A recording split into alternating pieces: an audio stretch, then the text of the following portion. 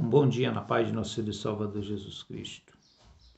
No capítulo 5 de Mateus, o verso 1 ao verso 12, nós encontramos o Sermão da Montanha. Só que, na verdade, o Sermão da Montanha ele é mais extensivo do que isso, é uma parte, é o início do Sermão da Montanha. Diz assim a palavra: E Jesus, vendo a multidão, subiu ao monte, e assentando-se, aproximaram-se dele os seus discípulos, e abrindo a sua boca, os ensinava, dizendo: Bem-aventurados os pobres de espírito, porque deles é o reino dos céus. Bem-aventurados os que choram, porque eles serão consolados. Bem-aventurados os mansos, porque eles herdarão a terra. Bem-aventurados os que têm fome e sede de justiça, porque eles serão fartos. Bem-aventurados os misericordiosos, porque eles alcançarão misericórdia. Bem-aventurados os limpos de coração, porque eles verão a Deus. Bem-aventurados os pacificadores, porque eles serão chamados filhos de Deus. Bem-aventurados que sofrem perseguição por causa da justiça, porque deles é o reino dos céus. Bem-aventurados sois vós quando vos injuriarem, perseguirem, mentindo, disserem todo o mal contra vós, por minha causa. Exultai e alegrai-vos, porque é grande o vosso galardão nos céus, porque assim perseguiram os profetas que foram antes de vós. Nós fizemos um apanhado aqui de algumas virtudes, alguma coisa que Deus espera de nós, quando nós fazemos parte do reino de Deus. Vou ter que recapitular. O reino de Deus, o próprio Cristo disse que ele estava no nosso meio. O reino de Deus, ele não tem uma aparência física, ele não tem limitações físicas, ele é espiritual. Então, mesmo que nós sejamos parte do povo brasileiro, sejamos parte do povo de uma nação, sejamos parte do povo de um estado, de uma cidade, mas nós também somos parte de um povo do céu. E o que delimita essa cidadania celestial é como nós vivemos o Evangelho de Jesus Cristo. Porque ele disse que o reino estava no nosso meio. Ele trouxe o reino de Deus. Então, quando nós fazemos parte da igreja, nós já fazemos parte do reino. Ou melhor, quando nós fazemos parte do Evangelho. Porque tem pessoas que fazem parte da igreja e não fazem parte do reino. Porque, na verdade, não existe uma conversão sincera e verdadeira. Não existe vida com Deus. Precisa existir vida com Deus. A Bíblia fala em aspectos que nós vamos ser humildes, senão nós não entramos no reino de Deus. Por quê? Porque quem não tem humildade não vai receber a Jesus como Salvador. Quem não consegue se humilhar ao senhorio de Cristo, ele não consegue entrar, ele não consegue fazer parte do reino de Deus. Bem-aventurado os que choram. Quem são os que choram? Os que choram são aqueles que, olhando para si, conseguem contemplar suas misérias, lamentam e choram pelas suas fraquezas, pelos seus erros e conseguem alcançar o perdão de Deus. Bem-aventurados os mansos são aqueles que deixam a violência de lado, que deixam a agressão de lado, passam a depender de Deus para promover a sua justiça, aqueles que conseguem se calar diante da afronta, diante da adversidade, são mansos, esperam em Deus, esses herdarão a terra. Bem-aventurados que têm fome e sede de justiça, porque serão fartos. São aqueles que gostam da verdade, são aqueles que gostam da justiça de verdade. Porque a justiça de Deus não se compara com a justiça humana. A justiça humana, às vezes, ela é mais vingança do que justiça. A justiça de Deus é baseada no perdão e na misericórdia. E quando nós conseguimos nos aproximar de Deus, nós começamos a desfrutar dessa justiça tão gloriosa que vem da parte de Deus sobre as nossas vidas.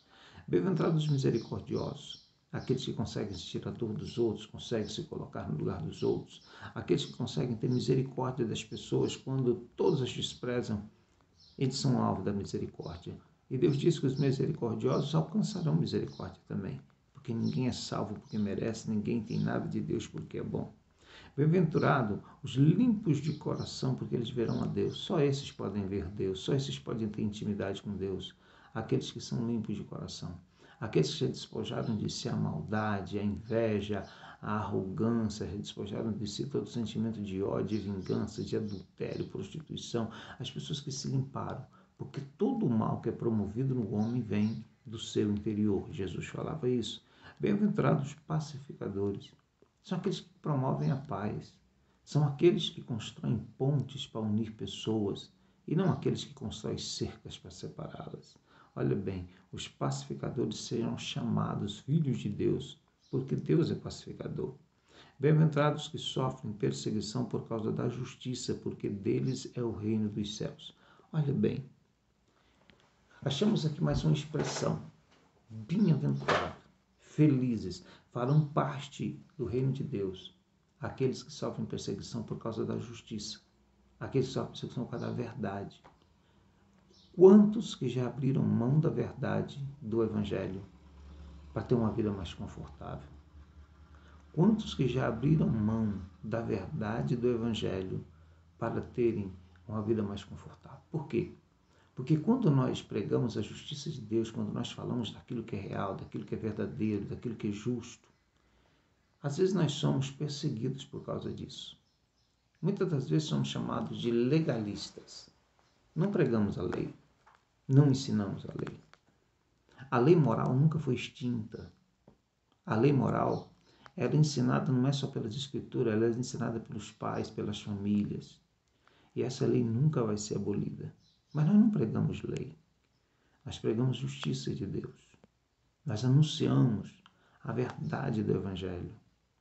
O apóstolo São Paulo diz assim que nós não somos como alguns que falsificam a palavra.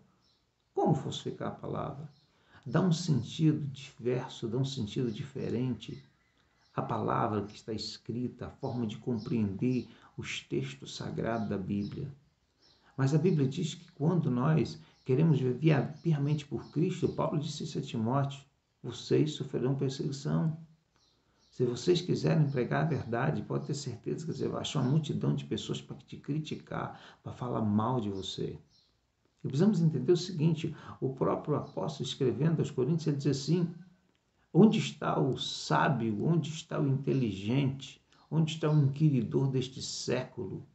Porque eles foram incapazes de conhecer Deus pela sua própria inteligência, mas aprove Deus salvar os crentes pela loucura da pregação.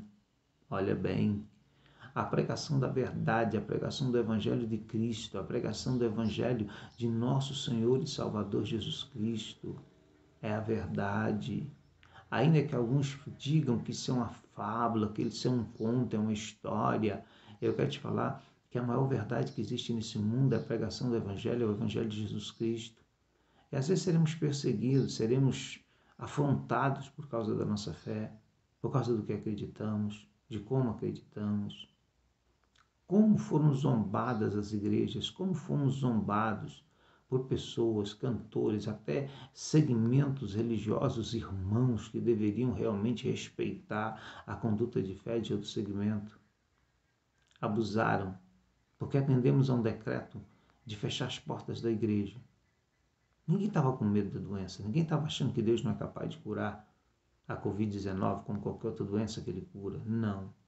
Estavam simplesmente obedecendo uma lei para que as nossas igrejas não tivessem problemas mais graves. Mas abusaram de nós, criticaram da gente, abusaram do nosso Deus, dizendo se nós cremos que Deus cura, então por que vocês estão fazendo isso? Olha bem, a verdade do Evangelho, ela é completa. A Bíblia diz que nós devemos obedecer às autoridades. Obedecemos e lutamos pelo direito de estar fazendo os nossos trabalhos, de estar pregando o Evangelho, de estar trazendo cultos, ajudando pessoas que precisam estar presentes numa igreja. Mas fomos zombados por causa disso. Fomos criticados porque nós cremos que Jesus cura o enfermo. Fomos criticados porque nós acreditamos em um Deus que faz milagres até os dias de hoje. Fomos criticados, sim, por causa da justiça, por causa do Evangelho. Zombaram de nós, porque nós acreditamos em um Deus capaz de fazer todas as coisas. Nós acreditamos em um Deus eterno, que está acima de nós, está acima dos nossos conceitos ou dos nossos pensamentos, pois que os caminhos de Deus são mais altos do que os nossos. Mas eu quero falar para você que vale a pena ser criticado, vale a pena as pessoas zombarem de nós porque nós acreditamos na verdade. Às vezes essa crítica vem de dentro da tua própria casa, da nossa própria família. Às vezes os nossos inimigos não estão longe, estão muito mais perto, porque não aceitam a justiça de Deus, não aceitam a verdade de Deus. Inventam formas de criticar você, de criticar aqueles que creem, dizendo que você serve o pastor, que eu sirvo o pastor, que nós servimos aos homens, quando na verdade nós servimos a Deus. Esses homens, pastores, evangelistas, profetas, apóstolos, todos esses homens são presentes de Deus para a edificação e aperfeiçoamento da igreja.